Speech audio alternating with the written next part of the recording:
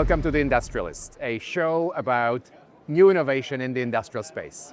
I'm here on the show floor of Microsoft Ignite with Howard Heppelmann, who is a CEO and co-founder of OpsMate AI. Howard, we know each other for a while. I know you from your previous world and the role of GM of IoT at PTC. Now you own a new adventure. What is it? What are you doing? What's so exciting? When I was at PTC leading our IoT business, and we were partnered deeply with Microsoft then, one of the things that became very clear to me is that many of the challenges that held companies back from really scaling industrial solutions could be thought of in a completely new way if you went with a native approach around AI, agentic AI, et cetera. And so we just realized that this was too big of an opportunity to pass up. And so me and one of my co-founders that was also from PTC left, started OpsMate AI, and we are super excited about what we're going to do to change the way manufacturing thinks about scaling industrial solutions. So it's a big decision. You started your own company, so you clearly must believe there is a new way to think about and solve problems. Tell us about it. What do you guys do? What problems are you trying to solve for your customers? First let me go back maybe to the challenge that we saw. You know, in the old world, we were basically creating visibility for companies so that they could make better decisions. Yep. But if you think about, you know, all we were doing there is providing visibility, and it was left to the human layer to translate that visibility into the actions they should take. As I'm sure you're well aware, the industry today has a massive skills gap in manufacturing. Some people say that tenure has plummeted from 7 years to maybe less than 1. And so that decision layer is very fragile today in the decisions that people can make. And in manufacturing, efficient manufacturing comes down to what's happening, why is it happening, and what do we need to do about it? Now, in the old world, we were building dashboards that every time somebody had a problem in the factory, they had to turn to someone to basically say, can you build me a new dashboard? Can I get a new insight that would help me tackle that problem? And the problem with manufacturing is oftentimes the problems that you have on 2 lines that are built exactly the same aren't even the same problem. Or the problem that you have this Monday isn't going to be the same problem you're going to have next Monday. So what we saw that was completely disruptive is that this new world of generative and agentic AI would allow you to put tools in the hands of frontline teams just like Microsoft Excel. We often say, we joke in fact, that the #1 MES system in the world is a Microsoft Excel spreadsheet. And that's a tool, though, that has been put in the hands of frontline teams to solve problems that are close to them in a way that's very approachable for them. And so anyway, OpsMate AI comes at it a very similar way. What we do is we give companies a platform that allows them to go after a specific problem domain that they have. Think of a bottleneck process on a production line where downtime costs tens or even hundreds of thousands of dollars per hour. They don't need to paint the world with data to go after that problem. They can use our platform. They can collect the data that sits in the corpus of data information and knowledge that surrounds that problem, and 2 hours later, 2 days later, 2 weeks later, have a very robust solution that both augments the workforce and automates a lot of the non-value add activities that surround that.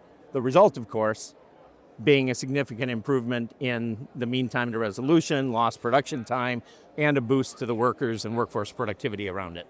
Within the corpus of the data that now you're looking at around the bottleneck, there must be data generated by the users. Do you think about this data in a different way, in a unique way? Yeah, I mean, let's go back again. There's 3 types of data in a factory. You have knowledge, you have unstructured data, which is another type of knowledge. It's documented knowledge, explicit knowledge. And then you have the sort of system knowledge, IT and OT data. At the end of the day, that's sort of, you put all those together, you get a 360-degree view. But if you double click into the knowledge side, you know, there is a lot of explicit knowledge in documents. But many of our customers say that the real knowledge they're concerned about is the knowledge that sits in somebody's head. Think of a shift handover in manufacturing. Yeah. That's a really critical point. You know, it happens, 2 times a day, where people are sitting down and they're talking about what were the problems we had last shift, what did we do about them, what are we going to do about them next shift, what are we going to try to do to get back on schedule, et cetera.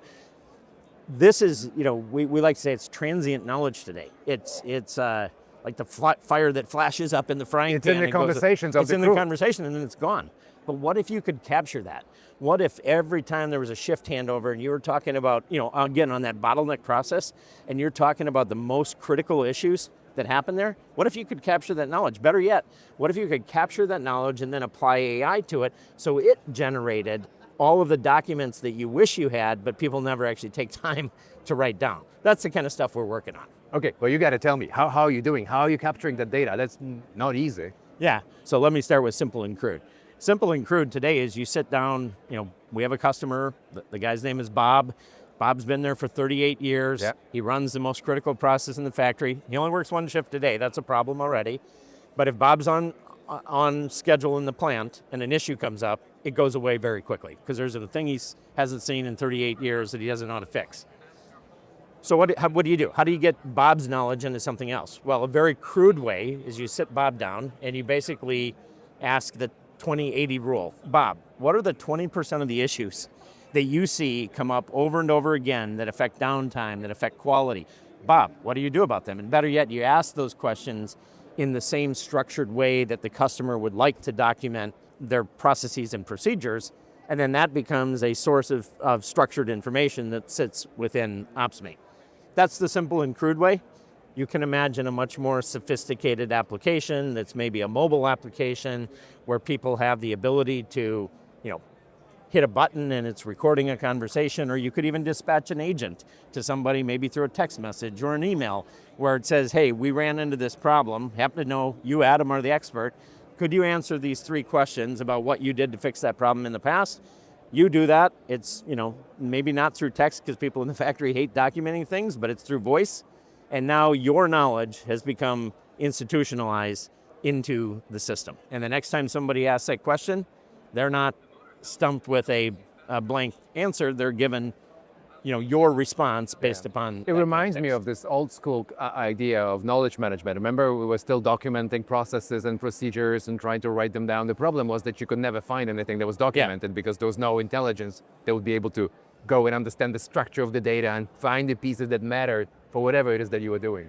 Yeah, exactly. And we have a customer that completed a time study recently. They said that 20% of their their users' time, in this case, think engineers and technicians, the high cost resources that exist in a plant, 20% of their time is spent doing nothing other than trying to find the information they need to do their job. Yeah. The other 20% is spent doing non-value added administrative tasks. How do I summarize this, write the report, generate a report, etc. These kinds of tasks, number one, people don't like doing them, and they're completely non-value added. Agents are ideally suited for them.